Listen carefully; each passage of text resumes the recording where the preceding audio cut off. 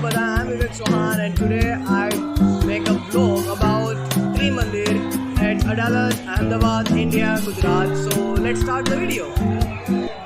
दादा भगवान 7 नवंबर 1908, 2 जनवरी 1988, जिन्हें दादाश्री के नाम से भी जाना जाता है, जन्म अंबालाल मुलजी भाई पटेल, गुजरात के एक भारतीय आध्यात्मिक नेता थे जिन्होंने अक्रम विज्ञान आंदोलन की स्थापना की थी। वह कम उम्र से ही धार्मिक प्रवृत्ति के थे। 1958 में आत्म साक्षात्कार प्राप्त करने से पहले उन्होंने बॉम्बे में सूखी गोदी का रखरखाव करने वाली एक कंपनी के लिए एक ठेकेदार के रूप में काम किया। उन्होंने व्यवसाय छोड़ दिया और अपने आध्यात्मिक लक्ष्यों पर ध्यान केंद्रित किया। उनके शिक्षण के इर्दगिर्द आंदोलन अक्रम विज्ञान आंदोलन में बदल गया, जिसके पश्चिमी भारत और विदेशों में अनुयायी बन गए। अहिंसा और शाकाहार भगवान की शिक्षाओं का एक महत्वपूर्ण हिस्सा हैं। प्रारंभिक जीवन अंबालाल मुलजी भाई पटेल एम पटेल का जन्म 7 नवंबर 1908 को बड़ौदा, अब गुजरात, भारत में के पास एक गांव तरसाली में हुआ था। उनके माता पिता मुलजी भाई और झावेरबा वैष्णव पाटीदार थे। वह मध्य गुजरात के खेड़ा जिले के भदरन में पले बढ़े। एम पटेल ने उनके भीतर अहिंसा, सहानुभूति, निस्वार्थ उदारता और आध्यात्मिक तपस्या के मूल्यों की प्रारंभिक सराहना करने का श्रेय अपनी मां को दिया। ऐसा कहा जाता है कि जब वह 13 वर्ष के थे तब उन्हें एक संत ने आशीर्वाद दिया था, जिन्होंने उनसे कहा था कि उन्हें मुक्ति मिलेगी। उन्होंने 1924 में हीराबा नाम की एक स्थानीय गांव की लड़की से शादी की। उनके बच्चे 1928 और 1931 में पैदा हुए। जन्म के कुछ महीने बाद मर गए, इसलिए उनके कोई जीवित बच्चा नहीं था।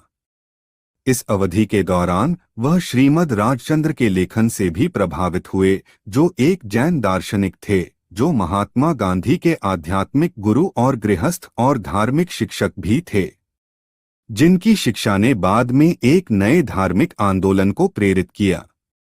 उन्होंने अस्थायी ब्रह्मचर्य का पालन करना शुरू किया और बाद में आजीवन ब्रह्मचर्य का व्रत लिया। वह पेशे से ठेकेदार था। वह बंबई चले गए, जहां उन्होंने कंपनी पटेल एंड कंपनी के लिए एक ठेकेदार के रूप में सफलतापूर्वक काम किया। कंपनी बंबई बंदरगाह में सूखी गोदी का रखरखाव और निर्माण करती थी। त्रिमंदिर में जैन धर्म, शैव धर्म और वैष्णव धर्म के देवता अन्य धर्मों के देवी देवताओं के साथ एक ही मंच पर समान श्रद्धा साझा करते हैं। परम पूज्य दादाश्री उस उद्देश्य की व्याख्या करते हैं जिससे त्रिमंदिर की अवधारणा उत्पन्न हुई। मुक्ति या स्वयं का पीछा करने के बजाय लोग मतभेद में शामिल हो गए हैं। ये लोग कहते हैं हमारा धार्मिक दृष्टिकोण सही है, वे लोग कहते हैं हमारा धार्मिक दृष्टिकोण सही है।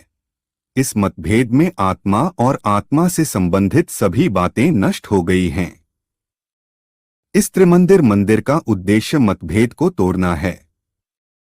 यहाँ सभी धर्मों का संग्रह स्थापित किया गया है। यह मंदिर तीर्थस्थल बन जाएगा। त्रिमंदिर दर्शन के लाभ परम पूज्य दादाश्री ने मूर्तियों के दर्शन करने या त्रिमंदिर में पूजा करने वाले आगंतुकों के लिए कई लाभों का वर्णन किया।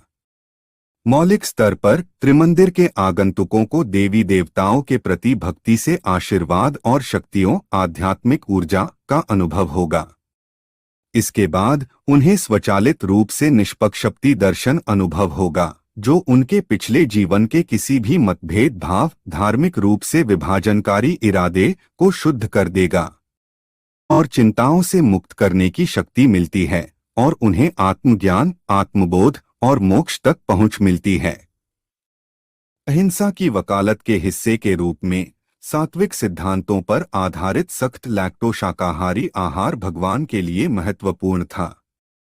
उन्होंने नैतिक और आध्यात्मिक आधार पर गाय की रक्षा और मांस, अंडे और जड़ वाली सब्जियों की खपत के खिलाफ तर्क दिया। भगवान ने कहा कि आपको कभी भी मांस या अंडे नहीं खाना चाहिए।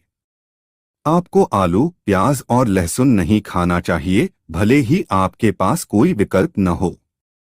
ऐसा इसलिए है क्योंकि प्याज और लहसुन को हिंसा भड़काने वाली वस्तुएं माना जाता है। वे क्रोध पैदा करते हैं एक व्यक्ति, और जब कोई क्रोधित होता है तो यह दूसरे व्यक्ति को चोट पहुंचाता है। आप कोई भी अन्य सब्जियां खा सकते हैं जो आप खाना चाहते हैं। भगवान ने अंडों के सेवन का विरोध किया, लेकिन कहा कि डेयरी उत्पादों का सेवन तब तक स्वतंत्र रूप से किया जा सकता है जब तक गायों को अच्छी तरह से पोषण दिया जाता है और उनके बछड़ों को भूखा नहीं रखा जाता है। दादा भगवान की मृत्यु के तुरंत बाद आंदोलन दो गुटों में विभाजित हो गया, एक कनुभाई पटेल के नेतृत्व में और जय सच्चिदानंद संघ द्वारा समर्थित, और दूसरे का नेतृत्व निरुबेन अमीन द्वारा किया गया।